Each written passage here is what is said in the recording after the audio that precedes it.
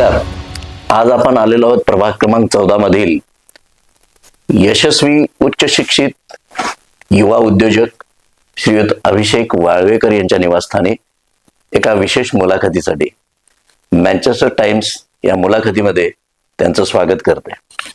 नमस्कार. नमस्कार. आपण उच्च शिक्षित युवा यशस्वी उद्योजक आहात. अगदीच सुरुवातीला राजकारण घेण्यापेक्षा थोडस तुमच्या या व्यवसायाबद्दल आम्हाला सांगाल का? व्यवसायाला आम्ही ऍक्च्युली रंगक्षेत्रामध्ये आम्ही काम करतोय.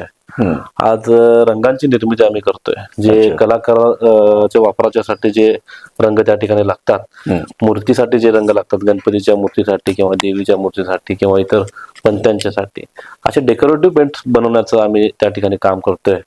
आणि गेली 40 वर्ष आमचा हा पिढीजात व्यवसाय आहे. आणि अगदी आमच्या आजोबांनी आजोबांनी आमची त्या व्यवसायाची सुरुवात त्या ठिकाणी केली होती. आणि आज तरुण पिढी म्हणून आज त्या व्यवसायाला एक वेगळं वळण आम्ही त्या ठिकाणी दिलेलं आहे. आणि आज मला अभिमान वाटतोय की आज तो व्यवसाय आमचा नुसता महाराष्ट्रापुरताच नव्हे, देशापुरता पण नव्हे, तर देशाच्या बाहेर सुद्धा आपण त्या ठिकाणी त्या आमच्या व्यवसायाला आम्ही तिथे घेऊन जाण्यामध्ये यशस्वी झालेलो. आणि राजकारणामध्ये यायचं जर समाजकारणाची म्हणजे आवड निर्माण कशी झाली असं जर विचार केला असता तर पहिल्यापासूनच आम्ही आमच्या कलानगरच्या माध्यमातून वेगवेगळे आम्ही तिथं उपक्रम, वेगवेगळे समाजोपयोगी कार्यक्रम आम्ही तिथं करत आलेलो आहे.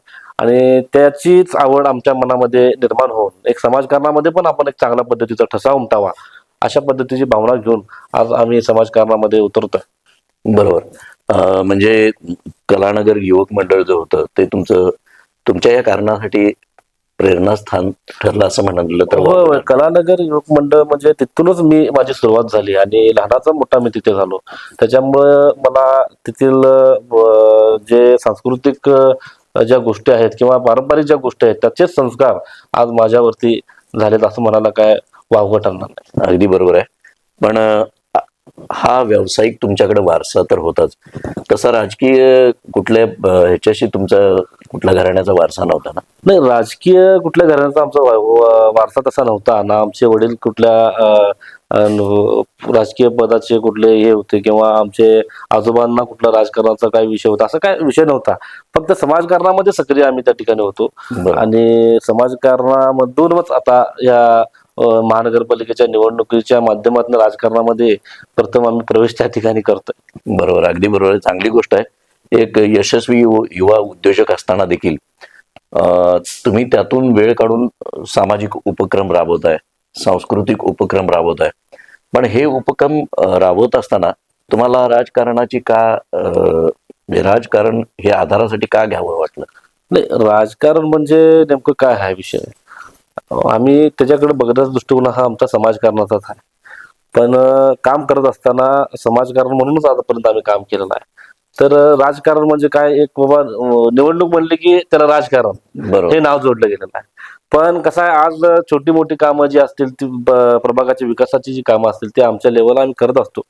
परंतु काहीतरी चांगलं काम करण्यासाठी, काहीतरी मोठं काम करण्यासाठी म्हणून आपल्याला एक महानगरपालिकेचं पद असणं फार अत्यावश्यक आहे. आणि त्या दृष्टिकोनातूनच आम्ही त्या ठिकाणी महानगरपालिकेची निवडणूक लढवून आज त्या ठिकाणी राजकारणामध्ये आम्ही येऊ इच्छितो. हा, पण जेव्हा आपण राजकारणामध्ये उतरतो तेव्हा तुमच्या प्रभागातील सर्व म्हणजे तुमचं नाव माहीत असणं वेगळं, तुमचा व्यवसाय लोकांना माहीत असणं वेगळं, ती व्यक्ती माहीत असणं वेगळं. पण तुम्ही समाजासाठी समाजोपयोगी काय उपक्रम केलेत, सामाजिक असू देत किंवा सांस्कृतिक, हा कुठला बेस होता की त्या बेसवर तुम्ही आता राजकारणात शिकताय? बेस म्हणण्यापेक्षा आमची ही मानसिकता आहे जे की बाबा आम्ही एक समजा 100 रुपये आम्ही मिळवतो तर त्यातले 20 रुपये आम्ही लोकोपयोगीसाठी किंवा लोकसेवेसाठी खर्च घालावे अशा मानसिकतेचे आम्ही पहिल्यापासून माणसं राहिलेलो आहे. आणि देवाच्या दयेने आमचा आज व्यवसाय चांगला आहे, सगळ्या गोष्टी चांगल्या आहेत. त्याच्यामुळं आज समाजकारणामध्ये लोकांच्यासाठी खर्च करण्यासाठी किंवा लोकांच्या सेवेसाठी उपलब्ध होण्यासाठी आम्हाला असं काही कोणती अडचण नाही. जेव्हा देशामध्ये कोरोनासारखा रोग आला होता, जेव्हा पूर्ण जग त्याच्या सावटाखाली होतं, त्या ठिकाणी आम्ही आमच्या प्रभागामध्ये त्या ठिकाणी अन्नधान्याचं वाटप सुद्धा आम्ही त्या ठिकाणी केलेलं आहे. मोठ्या प्रमाणामध्ये आम्ही रक्तदान शिबिर सुद्धा त्या ठिकाणी केलेलं आहे. 2019च्या पुरामध्ये जेव्हा महापूर जेव्हा आला त्यावेळी जे पूरग्रस्त आमच्या 15 नंबर शाळेमध्ये स्थलांतरित झाले होते, त्या ठिकाणी आम्ही त्यांना अन्नाचं वाटप त्या ठिकाणी केलेलं आहे. त्यांना वैद्यकीय मदत सुद्धा आम्ही त्या ठिकाणी केलेली आहे. असे बरेच उपक्रम आपल्याला सांगता येतील. तर आध्यात्मिक दृष्टिकोनाची जोड जर त्याला जोडली तर आज नव्या पिढीवर किंवा युवा पिढीवर आज एक चांगले संस्कार घडावेत, आज अध्यात्माची जोड त्यांना लागावी किंवा आज तुम्ही बघताय तरुण पिढी आपली किती व्यसनाधीनतेच्या आहारी जातेली आपल्याला दिसतंय. त्यातून वेगवेगळ्या वाईट गोष्टी सुद्धा त्यामध्ये घडतायत. तर अशा गोष्टीतनं आपण त्यांना चांगलं मार्गदर्शन कशा पद्धतीने करता येईल या दृष्टिकोनातनं आज कलानगरचा महागणपती आमचा असेल त्याला आध्यात्मिक जोड आम्ही त्या ठिकाणी दिलेली आहे. आणि त्यामध्ये प्रचंड तरुणांना आम्ही त्यामध्ये किंवा मंडळाच्या तरुणांना आम्ही त्यामध्ये समाविष्ट केलेला आहे. त्याच्या सेवेसाठी आम्ही त्या ठिकाणी तिथं समाविष्ट केलेला आहे. आणि आज जी मुलं एक वेगळ्या संस्कृतीमध्ये एक वेगळ्या परंपरेमध्ये आज ते समाधानी आहेत आणि त्यांना आज त्याचा आनंद आहे आणि त्यांच्यावर हे संस्कार होत आहेत आणि त्याचा एक वेगळा आनंद आज त्या ठिकाणी मला आहे. अगदी बरोबर आहे. पण मला एक सांगा की म्हणजे हे जनतेसाठी असतं की जेव्हा हे तुम्ही उपक्रम राबवत होता ते भले सामाजिक असतील, कोरोना काळातील लोकांना तुम्ही केलेली मदत असेल, महापुरामध्ये लोकांचं स्थलांतर करणं, त्यांना अन्न पाणी मूलभूत त्यांच्या गरजा भागवणं, त्याचबरोबर सांस्कृतिक उपक्रम कलानगरच्या महागणपतीच्या माध्यमातून तुम्ही राबवलं. हे सगळं करत असताना जेव्हा तुम्ही हे उपक्रम राबवत होता तेव्हा तुमच्या डोक्यामध्ये असे काय विचार होते की हा बेस धरून आपण राजकारणात जायचं? नाही, असं कोणता बेस ठेवून आपण तिथं काही राजकारणात आपण आलेलो नाही आहे. आज मंडळाच्या सक्षमीकरणासाठी जर तुम्ही विचार केला तर गेली 6-7 वर्ष आपण प्रत्येक मंडळाला तिथं सहाय्य केलेलं आहे. आणि नुसता सहाय्यच नाही तर आम्ही त्यातून प्रबोधनात्मक एक संदेश आपण त्या ठिकाणी दिलेला आहे.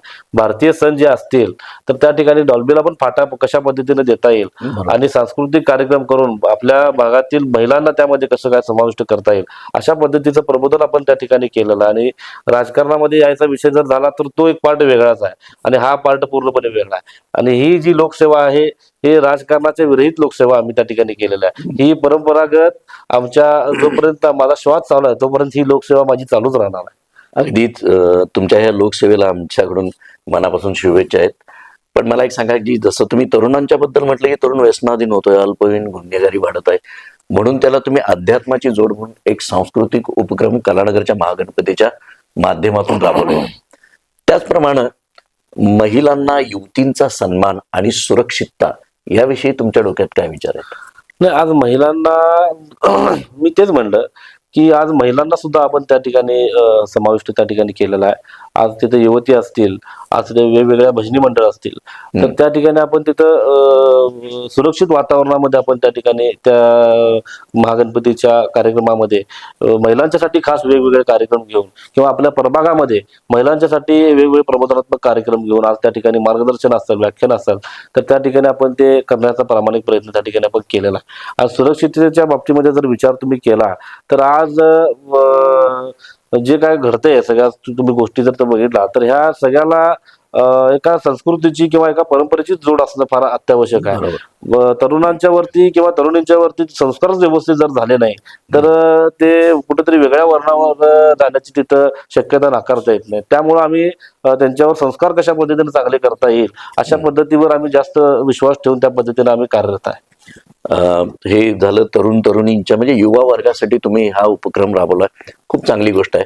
पण मला एक सांगा की तुमच्या ह्या माध्यमातून तुमच्याकडून अशी सेवा झाली की जनरली आपल्याला म्हणतो की एखाद्या व्यक्तीला पेन्शन कार्ड मिळवून देणे, आधार कार्ड, नुकतीच एकनाथ शिंदे साहेबांनी जाहीर केलेली मागच्या वर्षी मुख्यमंत्री माझी लाडकी बहीण योजना याचे फॉर्म भरून देणे, म्हणजे जे खास करून प्रौढ वर्ग जो आहे किंवा ज्येष्ठ नागरिक आहेत यांच्यासाठी काय उपक्रम तुमच्यातून? आपण त्याच्यामध्ये लाडकी बहीण योजना जे उपक्रम आहे महाराष्ट्र गव्हर्नमेंटचा तर त्या ठिकाणी आपण ते कॅम्पस पण त्या ठिकाणी आपण राबवलेलं आहे. आणि आज बऱ्याच लोकांची रेशन कार्ड सुद्धा ज्यांना धान्य मिळत नव्हतं, ज्यांचे रेशन कार्ड बंद अवस्थेत होते, तर ते सुद्धा आपण त्या ठिकाणी चालू करण्याचे प्रयत्न आपण त्या ठिकाणी केलेले आणि चालू सुद्धा केलेले आहेत.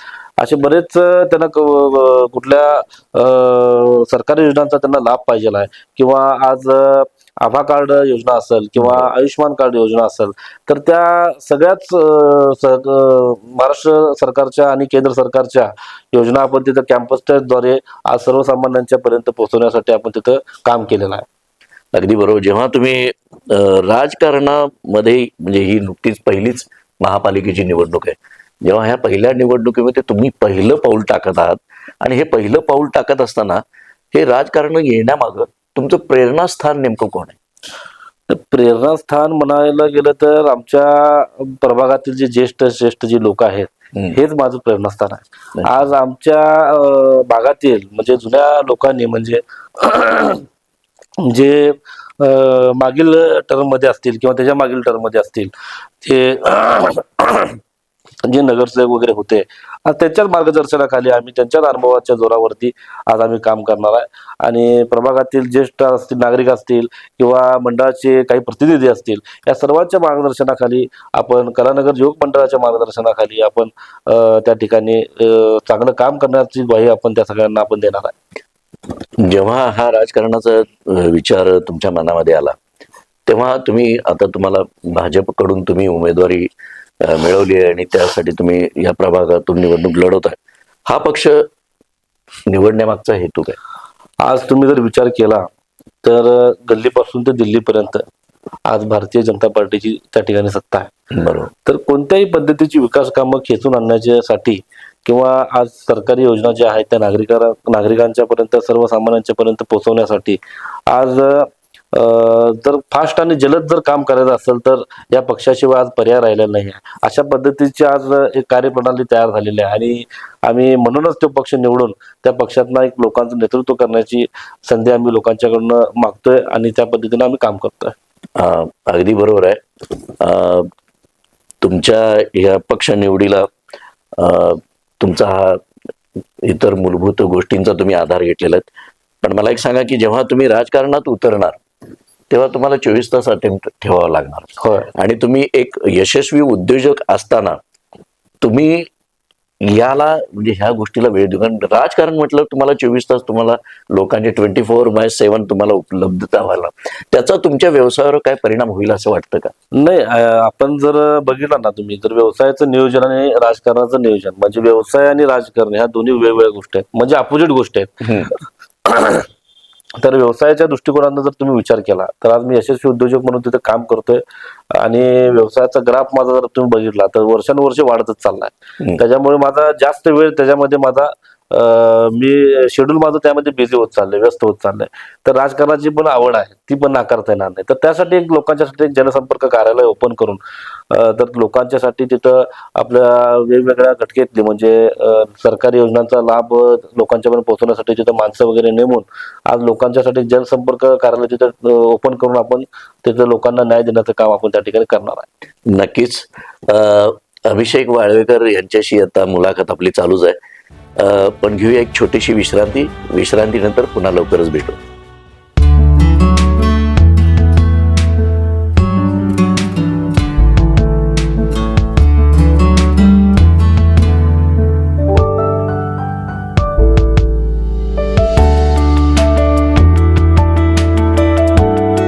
पुन्हा एकदा मुलाखतीला सुरुवात करूया.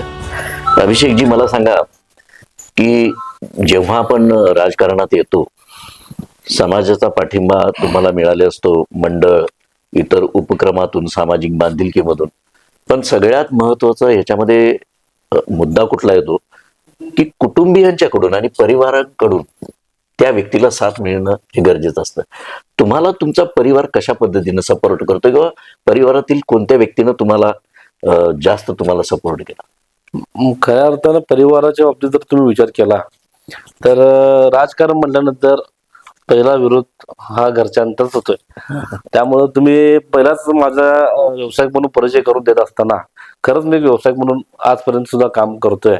तर परिवारातनं अशा गोष्टी येतात की बाबा हे राजकारण आहे, म्हणजे आज राजकारणाचं जे इमॅजिनेशन आहे ते इमॅजिनेशन पूर्ण बदललेलं त्यांना आज जाणवतंय.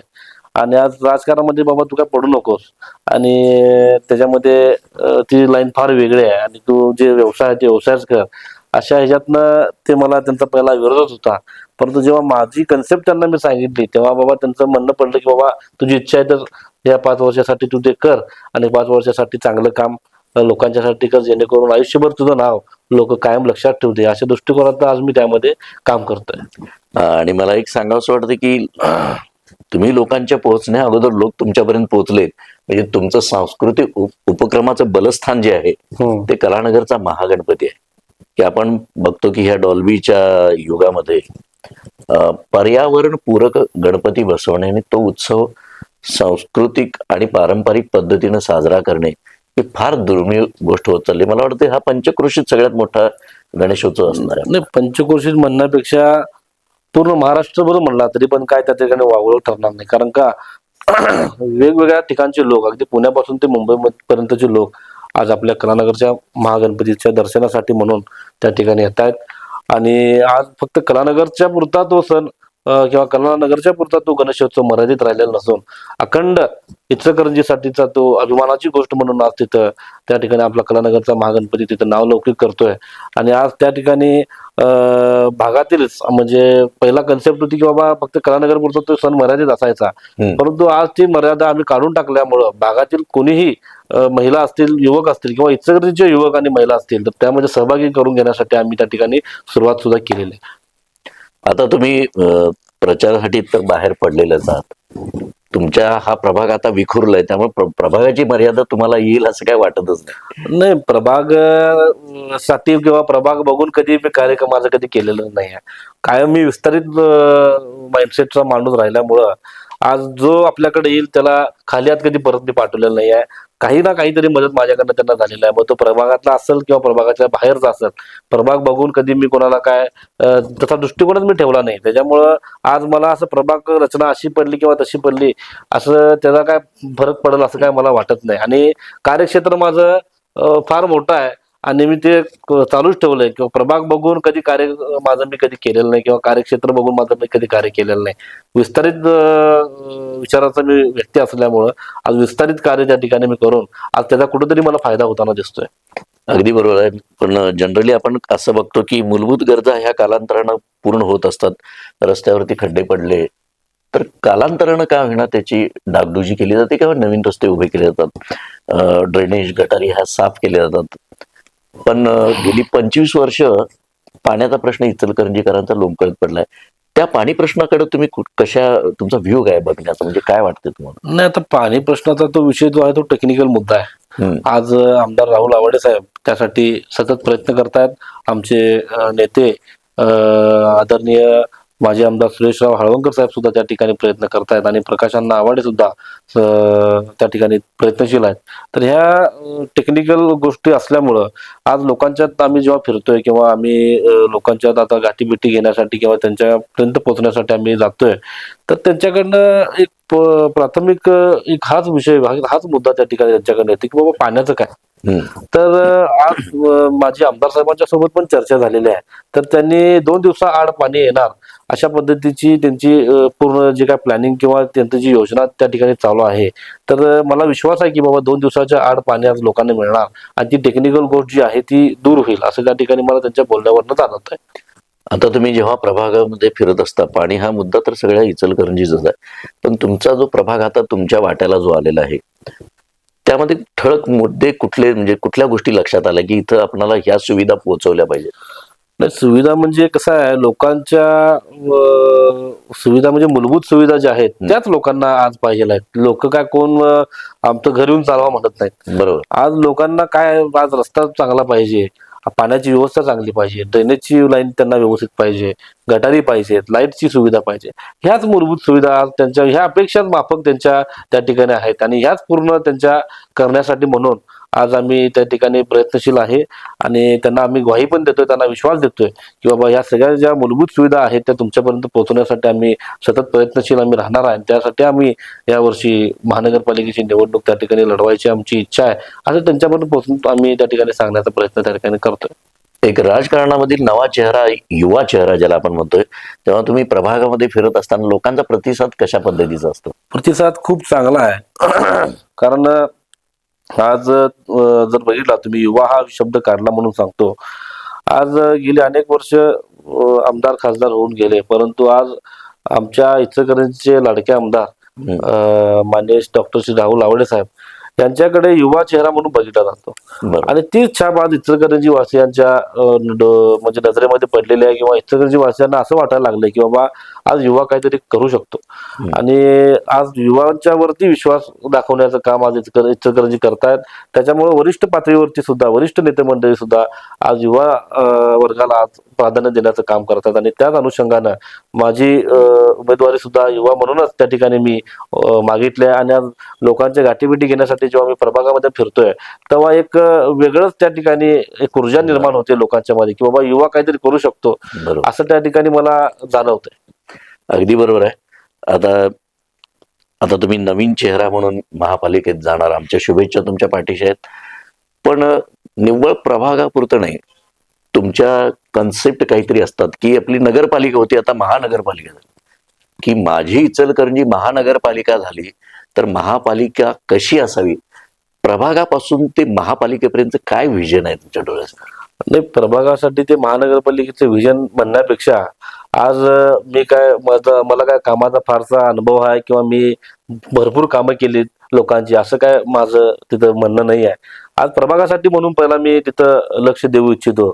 आणि प्रभागामध्ये आज काम करत असताना नुसतं लाईट, गटार, पाणी किंवा ड्रेनेज व्यवस्था, गटर, बाकीची आपली मूलभूत सुविधा ज्या आहेत ह्या गोष्टीकडे तर बघायचंच आहे. परंतु ह्या सोडून एक कन्सेप्ट वेगळी राबवायची जर म्हणली तर आज 24 तास वैद्यकीय मदत जर त्या दृष्टिकोनात जर तुम्ही विचार केला तर 24 तास अँब्युलन्सची सेवा सुद्धा आपण त्या ठिकाणी देण्याचा मानस त्या ठिकाणी केलेला आहे.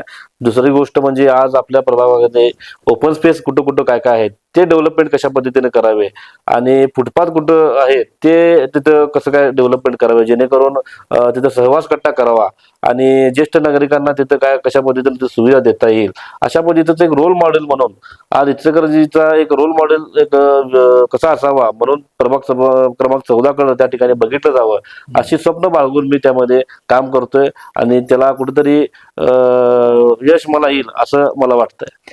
आता ह्या प्रभाग क्रमांक 14 मध्ये मला असं वाटतं की युवक युवतींच्यासाठी चांगले खेळाडू निर्माण व्हावेत, यासाठी असा कुठला ओपन स्पेस आहे का, एखादं मैदान आहे की ज्यात तिथं ते प्रॅक्टिस करू शकतात? हा, आता आमच्या कलानगरमध्ये जर तुम्ही विचार केला तर आमच्या 15 नंबर शाळेच्या लगत कलानगर तालीम मंडळ जे आहे तिथं पण ओपन स्पेस आहे. तर त्या ठिकाणी सुद्धा काहीतरी आपण डेव्हलपमेंट त्या ठिकाणी कला क्रीडा क्षेत्रासाठी आपण त्या ठिकाणी करू शकतो. आणि त्याचं प्लॅनिंग सुद्धा आपल्या डोक्यामध्ये आहे किंवा माइंडमध्ये आहे. त्या पद्धतीनं त्याचा पाठपुरावा करून निवडणुकीच्या नंतर आपण तो प्रश्न मार्गी लावण्याचा प्रयत्न आपण तिथे करणार आहे. अगदी नक्कीच. तर हे होते अभिषेक वाळवेकर, युवा उद्योजक, उच्च शिक्षित, प्रभाग क्रमांक 14 मधून भाजपाच्या तिकिटावर निवडणूक लढवत आहेत. मँचेस्टर टाइम्स तर्फे त्यांना येणाऱ्या निवडणुकीमध्ये मनापासून शुभेच्छा. धन्यवाद. धन्यवाद.